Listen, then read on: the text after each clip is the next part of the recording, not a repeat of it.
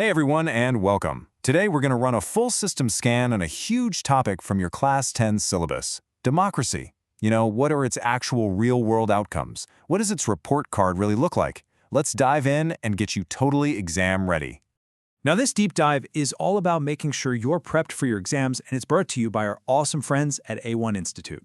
And hey, if you find this helpful, and I promise you will, do me a favor, hit that like button, share it with your friends, and definitely subscribe to the A1 Institute channel. That way you won't miss a single one of these chapter breakdowns. Okay, so let's get into our diagnostic sequence for today. First, we're going to check out the core principles. Why democracy in the first place? Then we'll run a performance test on how accountable it is. After that, we'll look at the user verdict, which is all about legitimacy. And finally, we'll wrap it all up with a final report. All right, first up, the core principles. Before we even get into the nitty-gritty of performance, let's ask a fundamental question. Why do so many of us feel like democracy is, well, just better than the alternatives? What's built into its very design? Well, think of it like an operating system. Let's call it Democracy OS. It comes with 5 killer features right out of the box. First, it promotes equality. Second, it enhances the dignity of every single person. Third, it actually improves decision-making by forcing debate. It also gives us a way to resolve conflicts without, going to war. And maybe most importantly, it has a feature that allows it to correct its own mistakes. I mean, you're just not going to find that kind of stuff in other systems, like a dictatorship. Okay, so the principles sound great on paper, right? But how does this thing actually perform in the real world? It's time to run some performance tests. Let's really dig into its decision-making protocols. So one of the biggest complaints you always hear is that democracy is just slow, right? I mean, a dictator can make a decision in a heartbeat. No need to worry about debates or what people think. So does that automatically make non-democratic systems more efficient? Let's see.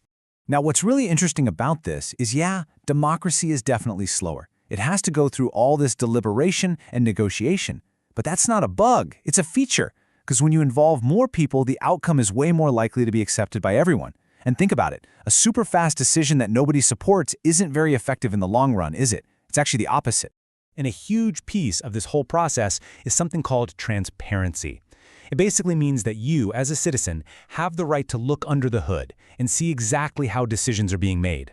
That's a super powerful tool for keeping the government in check, and it's something you almost never get in a non-democratic system. And really, this all boils down to democracy's single biggest advantage: accountability. Look, its track record might be a little spotty on some things, but its ability to create a government that is accountable, responsive, and legitimate, that is a massive strength. It has built-in ways for us, the people, to hold our leaders responsible. So we've talked about the system's features, but what's the user verdict? What do people actually think about it? Let's take a look at the public opinion data and see if people feel it's a legitimate government. And wow, the data here is pretty striking. Just look at these numbers from South Asia. Even though democracy has its problems, you see huge majorities in places like India and Bangladesh saying they prefer it over anything else. And this isn't just in South Asia. You see this pattern of support for the idea of democracy all across the globe. So why? Why do people support it so much, even with its flaws? This quote right here really nails it. There's this incredibly powerful feeling that comes from knowing that a democratic government is, well, it's our government. We, the people, chose it. And that feeling, that sense of ownership, is what gives it legitimacy. Okay, our system scan is officially complete. So let's put all of this together and generate the final summary. Think of this as the ultimate report card, perfect for your exam revision. So here we go, the Democracy OS performance summary. In areas like holding regular, free and fair elections and allowing open public debate, it's a success, for sure. But when it comes to sharing info with citizens, its record is kind of mixed. And in terms of being responsive to what people need and, importantly, being free from corruption, it definitely needs improvement. But look at that last one, legitimacy and public support. It gets an excellent. That's its killer app. So what's the big takeaway here? It's this. Democracy is far from perfect. We know it can be slow. We know it doesn't always live up to what we hope for. But it is still the #1 form of government in the world for one simple, incredibly powerful reason. It is the people's choice.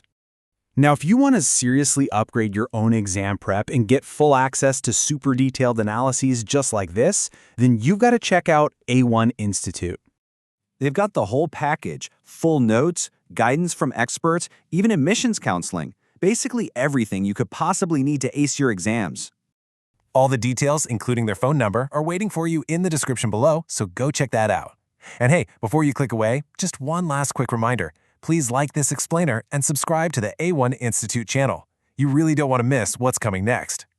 And that's a wrap for part 1 of this chapter. But we are not done yet. Next up, we're going to run a whole new diagnostic, this time on the economic outcomes of democracy. Trust me, you're not going to want to miss it. So stay tuned for part 2.